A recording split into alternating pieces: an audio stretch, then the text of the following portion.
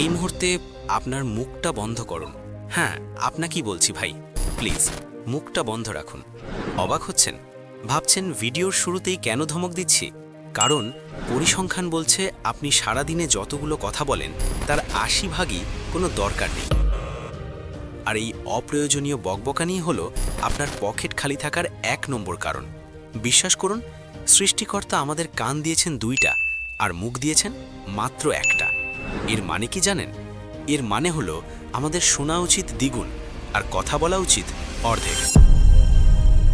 কিন্তু আমরা কি করি? আমরা চায়ের দোকানে বসে ট্রাম্পের পররাষ্ট্র নীতি থেকে শুরু করে পাশের বাসার ভাবির তরকারিতে লবণের পরিমাণ সব বিষয় নিয়ে এমনভাবে চেঁচামেচি করি যেন আমরাই সুপ্রিম কোর্টের জাজ। আজকের ভিডিওতে আমি আপনাকে কোনো মোটিভেশনাল ভাষণ দেব না।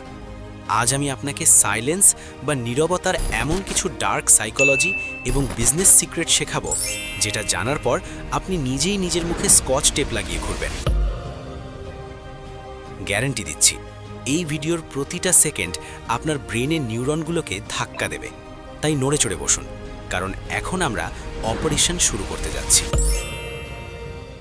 আচ্ছা, খেয়াল করেছেন আপনার ফ্রেন্ড সার্কেলে বা অফিসে এমন একজন ফাপড়বাজ আছেই যে সারাদিন নিজের ঢোল পেটাতে থাকে? ভাই, কালকে এই ডিলটা সাইন করছি, পরশু আইফোন 15 প্রো ম্যাক্স কিনব, আগামী বছর ইউরোপ ট্যুর দেব। কিন্তু বাস্তবতা কি? বছর শেষে দেখবেন তার আইফোন তো কেনা হয়নি, উল্টো আপনার কাছে ৫০০ টাকা ধার চাচ্ছে রিচার্জ করার জন্য।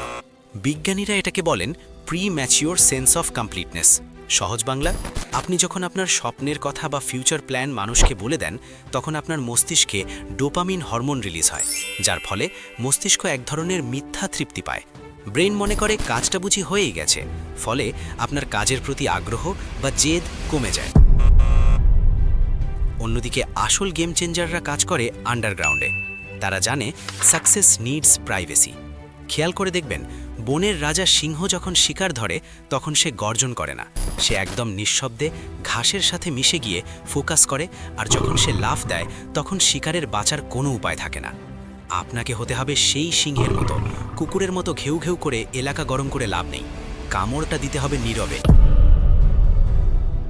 রবার্ট গ্রিন তার বিখ্যাত বই 48 লজ অফ পাওয়ারে বলেছেন, অলওয়েজ সে লেস দ্যান নেসেসারি, অর্থাৎ প্রয়োজনের চেয়ে কম কথা বলুন।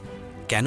কারণ আপনি যত বেশি কথা বলবেন আপনার সাধারণ হওয়ার সম্ভাবনা তত বেড়ে যাবে, আর আপনি যত চুপ থাকবেন আপনাকে তত রহস্যময় এবং পাওয়ারফুল মনে হবে। ধরুন আপনি একটা বিয়ে বাড়িতে গেছেন, সেখানে সবাই হইচই করছে, হাসাহাসি করছে। এর মাঝে কোট টাই পরা এক ভদ্রলোক এক কোণে চুপচাপ দাঁড়িয়ে সবাইকে পর্যবেক্ষণ করছেন, মুখে হালকা একটা মুচকি হাসি। কার দিকে সবার নজর যাবে? ওই হইচই করা পাবলিকের দিকে, নাকি ওই শান্ত ভদ্রলোকের দিকে? অবশ্যই ওই শান্ত লোকটার দিকে। মানুষ তাকে সমীহ করবে, মানুষ ভাববে লোকটা নিশ্চয়ই অনেক বড় কেউ, অথচ হতে পারে সে কিছুই না। এটাই হলো নীরবতার সাইকোলজিক্যাল পাওয়ার। চুপ থাকা মানেই আপনি সিচুয়েশন কন্ট্রোল করছেন। এবার আসি আসল কথায়, চুপ থেকে কিভাবে পকেট ভারী করবেন। বিজনেসের দুনিয়ায় একটা গোল্ডেন রুল আছে, যে আগে কথা বলবে সে হারবে। একটা দেশি উদাহরণ দেই। আপনি নিউ মার্কেটে গেছেন প্যান্ট কিনতে, দোকানদার বলল, ভাই দাম ১৫০০ টাকা। এখন আপনি যদি সাথে সাথে বলেন, না ভাই ৮০০ টাকা দেব, তাহলে আপনি আপনার কার্ড শো করে দিলেন। দোকানদার বুঝে গেল আপনি ৮০০ টাকায় দিতে রাজি আছেন, সে তখন ১০০০ টাকায় আপনাকে আটকাবে। কিন্তু স্মার্ট বায়ারের টেকনিক কি? দোকানদার যখন বলল ১৫০০ টাকা, আপনি চুপ করে তার চোখের দিকে তাকিয়ে থাকুন, মুখে একটু বিরক্তির ভাব আনুন, কিন্তু কথা বলবেন না। এই ৩-৪ সেকেন্ডের নীরবতা দোকানদারকে নার্ভাস করে দেবে। সে ভাববে, কি দাম কি বেশি চেয়ে ফেললাম, কাস্টমার কি চলে যাবে? তখন সে নিজেই বলবে, আচ্ছা ভাই আপনার জন্য ১২০০ টাকা। খেয়াল করলেন, শুধু ৩ সেকেন্ড চুপ থেকে আপনি ৩০০ টাকা সেভ করলেন। এটাকে কর্পোরেট দুনিয়ায় বলা হয় the pregnant pause. Salary negotiation বা বড় ডিলের ক্ষেত্রে এই টেকনিক জাদুর মতো কাজ করে। সাইকোলজিতে ডানিং ক্রুগার এফেক্ট নামে একটা চমৎকার বিষয় আছে। এটা বলে, যাদের বুদ্ধি কম তারা কথা বলে বেশি, কারণ তারা মনে করে তারা সব জানে। আর যারা আসলেই জ্ঞানী তারা কথা বলে কম, কারণ তারা জানে শেখার কোনো শেষ নেই। আমাদের দেশের টক শোগুলোর দিকে তাকালেই বুঝবেন 4 জন লোক বসে চিৎকার করছে, টেবিল থাপড়াচ্ছে, একে অপরকে কথা বলতে দিচ্ছে না। দিন শেষে রেজাল্ট কি? 0।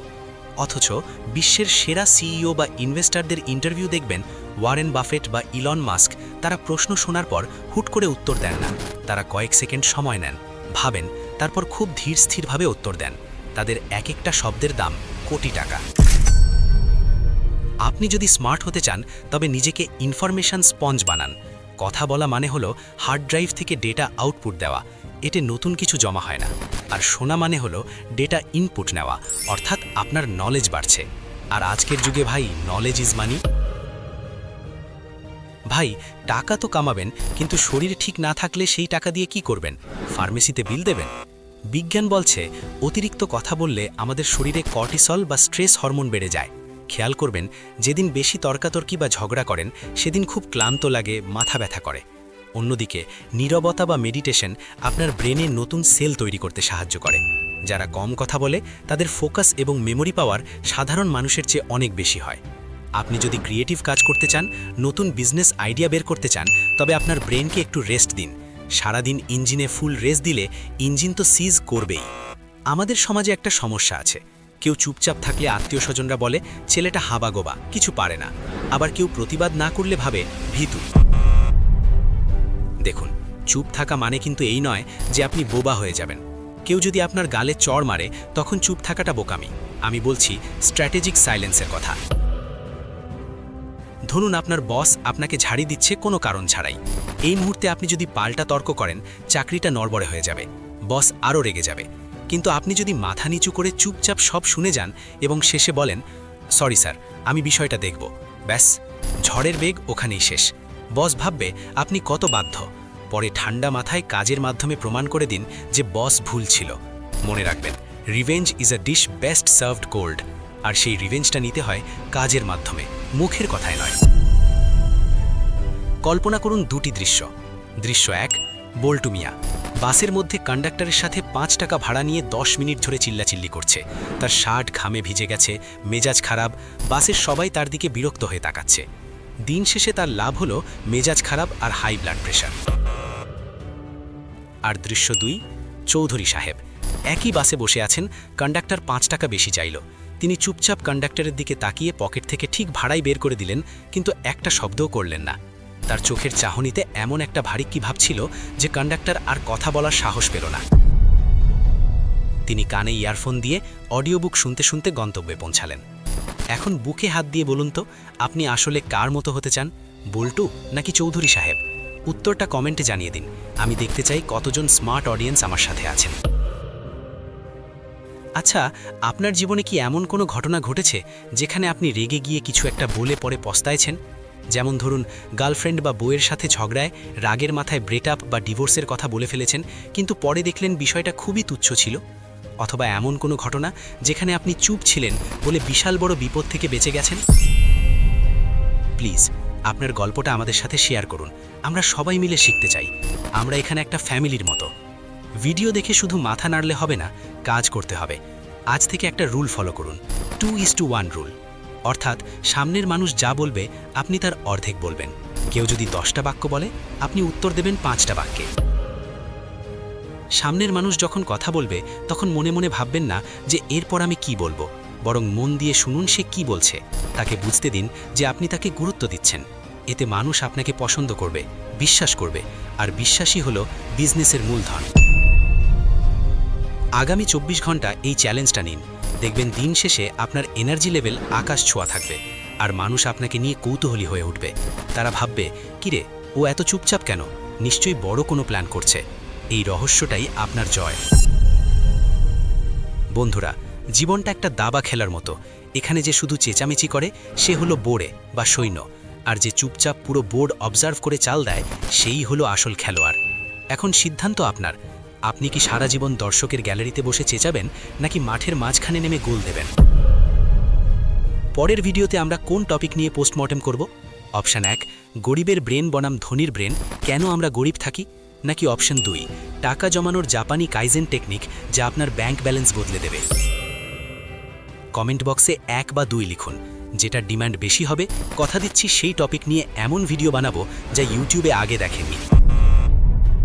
আর হ্যাঁ, আমি আপনাদের সাবস্ক্রাইব করতে বলবো না, কারণ আমি জানি যারা নিজেদের লাইফ নিয়ে সিরিয়াস, যারা ভিড়ের মধ্যে হারিয়ে যেতে চায় না, তারা এতক্ষণে সাবস্ক্রাইব বাটনে ক্লিক করে ফেলেছে, কারণ তারা জানে এই চ্যানেলের সাথে না থাকা মানে নিজের সফলতার পায়ে কুড়ুল মারা।